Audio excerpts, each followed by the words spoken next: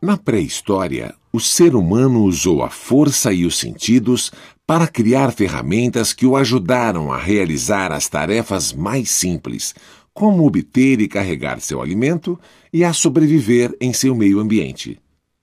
Ao longo do tempo, foi desenvolvendo e aperfeiçoando essas ferramentas.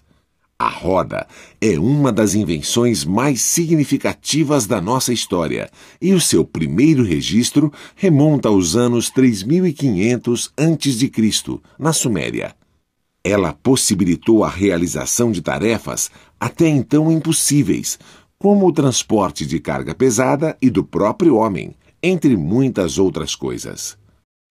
No mundo à nossa volta, há inúmeros fenômenos presentes em nosso cotidiano dos quais não nos damos conta. Processos físicos, reações químicas e muito mais.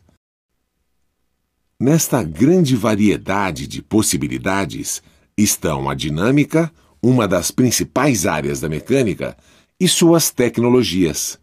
Venha participar conosco desta aventura.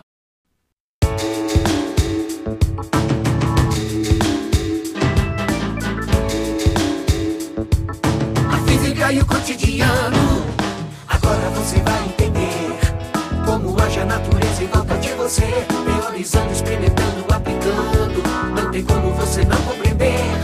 Velocidade, astronomia, relatividade, quantidade, energia, eletricidade, medidas, tamanhos, imagens e sons, em todas as cores, em todos os tons. Deciframos o universo de A a Z, isso tudo feito pra você. A física e o cotidiano. Vamos conhecer um pouco mais sobre a dinâmica, uma área da física que estuda a causa dos movimentos. Você vai descobrir como, ao longo dos séculos, pessoas dedicadas aos temas da física desvendaram esse universo e contribuíram de maneira essencial para a evolução do conhecimento científico e tecnológico. No século XVII, Galileu Galilei já havia estudado e citado a lei da inércia, que pouco depois viria a se tornar a primeira lei de Newton da mecânica, que diz: um corpo em repouso continuará em repouso, a menos que uma força externa atue sobre ele. Da mesma forma, um corpo em movimento permanecerá se movendo com velocidade constante e em linha reta, a menos que uma força externa atue sobre ele. Hoje, sabemos que este estado de inércia, como é chamado, tem a ver com as leis da dinâmica, respeitando o princípio de menor gasto de energia. Assim, uma bola permanecerá imóvel no chão até alguém chutá-la, e um carro quebrado atrapalhará o trânsito até ser empurrado ou rebocado. De forma simples, a inércia seria uma espécie de tendência natural para não mudar, expressa nas coisas. Assim, um objeto, ao ser arremessado, tende a manter seu movimento e sua velocidade constantes até que forças atuantes alterem a sua velocidade ou trajetória. Uma delas é a força gravitacional, que puxa o corpo para baixo em direção ao centro da Terra, e outra é a força de atrito, que se apresenta como resistência do ar, fricção entre duas superfícies e outras possibilidades.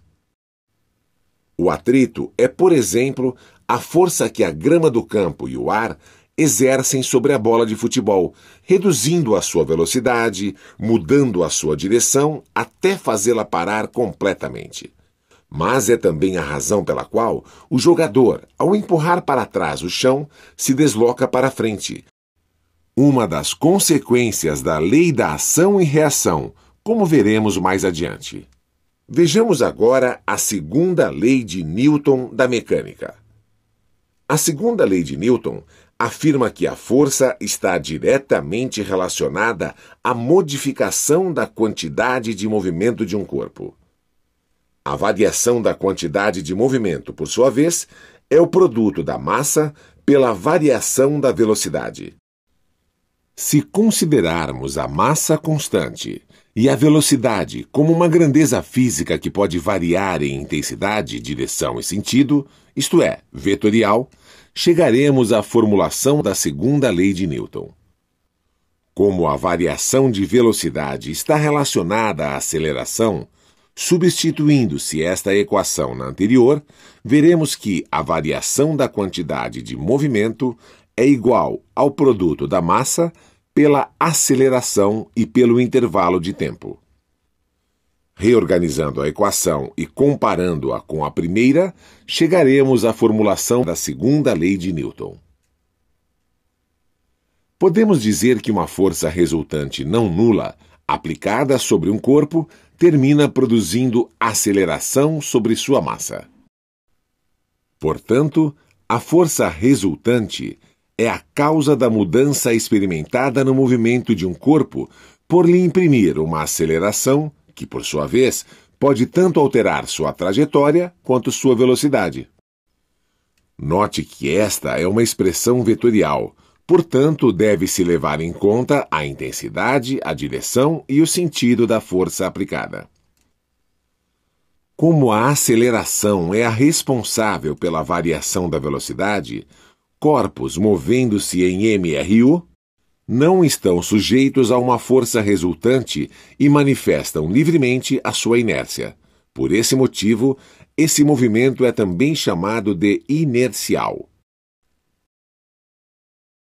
Sempre que um corpo exerce uma força sobre outro, este exerce uma força igual e oposta sobre o primeiro.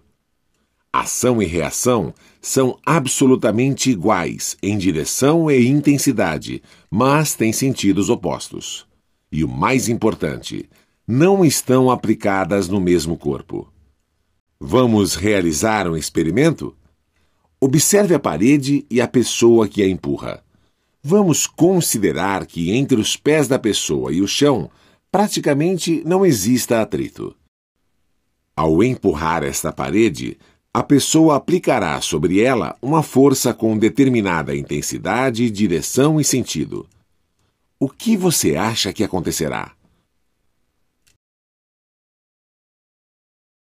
Ao aplicar uma força sobre a parede, a mesma reage e empurra a pessoa, segundo prevê a terceira lei de Newton da ação e reação, com uma força de igual intensidade e direção, porém de sentido contrário. Normalmente, a aplicação de uma força demanda um tempo. E é aí que surge outra grandeza dinâmica importante, o impulso. Ele é definido como o produto da força pelo intervalo de tempo de sua duração. Mas, pela segunda lei de Newton, a força é igual à massa multiplicada pela aceleração. Fazendo as substituições adequadas nas equações, chegaremos ao chamado Teorema do Impulso. Este teorema mostra que o impulso é sempre igual à variação da quantidade de movimento do corpo, isto é, o produto da massa pela sua variação de velocidade. Vejamos como isso pode nos ajudar a resolver o problema proposto. Como não há atrito com o chão, a força resultante externa atuante no sistema é nula, produzindo um impulso igualmente nulo. É por isso que a parede não se movimenta e ele recua com velocidade constante em sintonia com a primeira lei de Newton, da inércia. Este movimento somente será alterado se uma nova força resultante atuar sobre os corpos.